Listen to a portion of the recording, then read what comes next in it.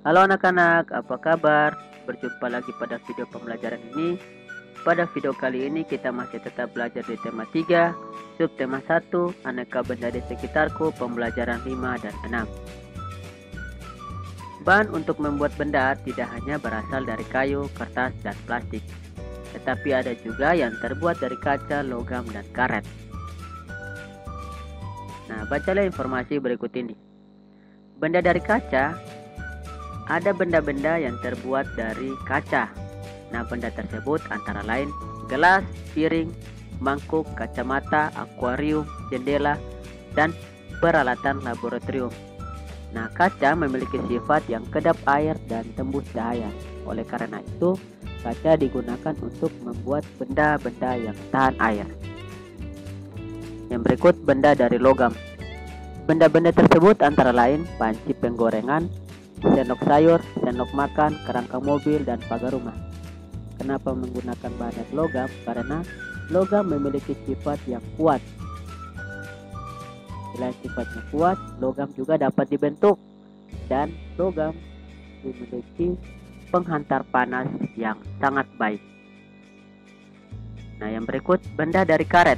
Benda-benda tersebut antara lain ban, balon, sandal karet, bola, dan sarung kaki renang. Nah, sifat karet itu kuat, lentur, atau elastis, tetapi tidak tahan api. Nah, anak-anak sudah paham berbagai macam bahan-bahan dalam membuat benda-benda di sekitar kita. Nah, tugas anak-anak sekarang, amatilah benda-benda di sekitar rumah anak-anak. Adakah yang terbuat dari kaca, logam, atau karet? Setelah itu, tuliskan hasil pengamatan anak-anak pada tabel yang telah disediakan. Nah, sebagai contoh, nama benda, meja. Nama pembentuk benda tersebut adalah kaca.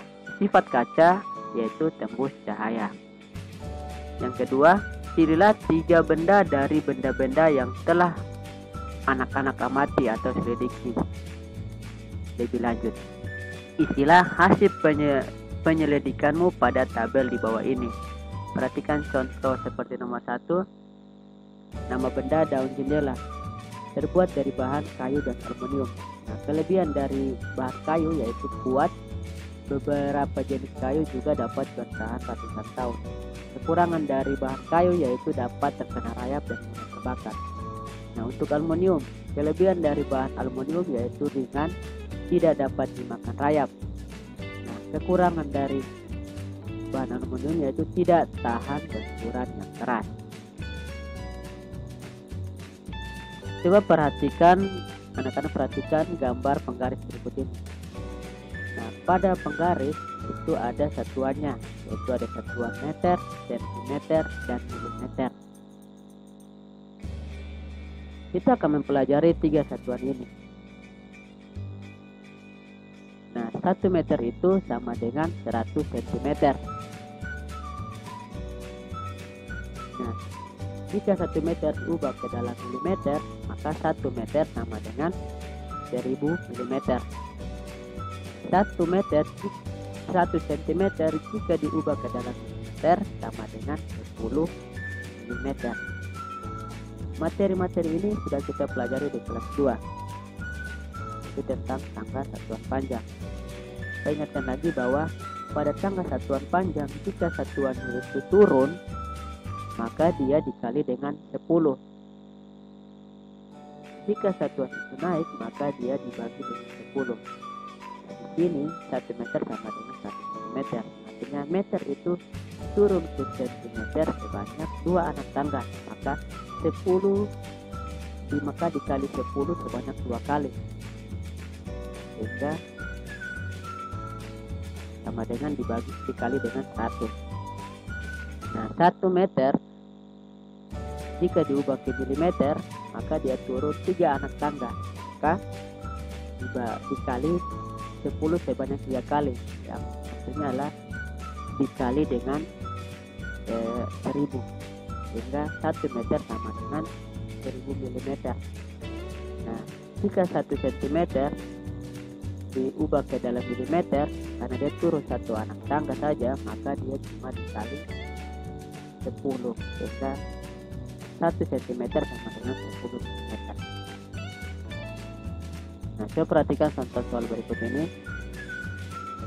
Benny mengukur panjang pita, yaitu 5 meter lebih 30 cm. Berapa panjang pita dalam satuan cm? Nah, 5 meter tambah 30 cm. Nah, di sini kita ubah satuan yang belum menjadi cm, karena pada soal tersebut minta dalam satuan cm. Di sini 5 meter yang kita ubah ke dalam cm. Nah, 5 meter sama dengan 500 cm. Kenapa? Karena meter ke cm itu turun 2 anak tangga, yang artinya dia dikali 10 sebanyak 2 kali, atau 5 dikali 100, yaitu 500 cm. Nah, di sini 30 cm-nya tetap karena satuannya sudah cm. Tinggal kita jumlahkan saja, yaitu 500 cm ditambah 30 cm sama dengan 530 cm.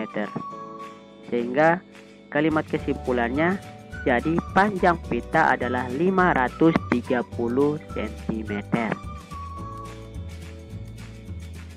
Nah, ingat lagi bahwa 1 meter sama dengan 100 cm. Nah, contoh soal berikut, 254 cm sama dengan titik-titik meter tambah titik-titik cm. Nah, pada soal ini kita ubah 254 cm menjadi meter dan cm. Nah, kita pisahkan dulu 254 cm itu. Nah, 254 cm itu sama dengan 200 cm ditambah 54 cm. Ini yang akan kita ubah ke dalam meter dan cm. Nah, pada posisi 200 akan kita tulis di sini, ubahnya ke meter. Sedangkan 54 cm ini dia ubahnya ke cm. Nah, 200 cm ini yang satuannya belum sama dengan tempat yang akan ditulis ini. Maka 200 cm ini yang kita ubah ke meter, 54-nya tetap karena satuannya sudah sama. Nah, mari kita ubah. Ingat bahwa 1 meter sama dengan 100 cm. Karena dia turun 2 kali, maka dia dikali 100. Nah, untuk 200 cm ke meter, maka cm ke meter itu naik, sehingga dia harus dibagi. Dia naik berapa? Nah, dia naiknya 2, sehingga dia harus dibagi dengan 100, sehingga 200 dibagi 100 sama dengan titik meter. Nah, di sini untuk mempermudah kita dalam membagi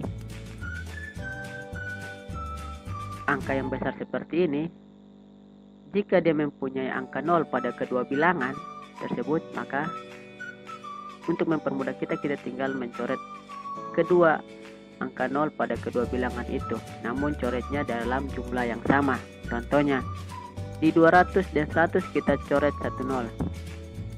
Masih ada angka 0 lagi, maka di 100 dan 200 kita coret lagi angka 0-nya. Sehingga pembagiannya berubah menjadi 2 dibagi 1. Nah, 2 dibagi 1 itu berapa? Itu sama dengan 2. Nah, 2 meter ini yang kita tulis di sini, dan 54-nya tinggal kita tulis lagi.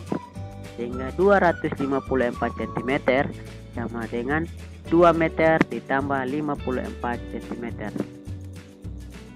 Nah, sekarang anak-anak kerjakan soal-soal berikut ini. Itu ada 5 nomor. Videonya sampai sini dulu. Semoga bermanfaat bagi anak-anak. Terima kasih.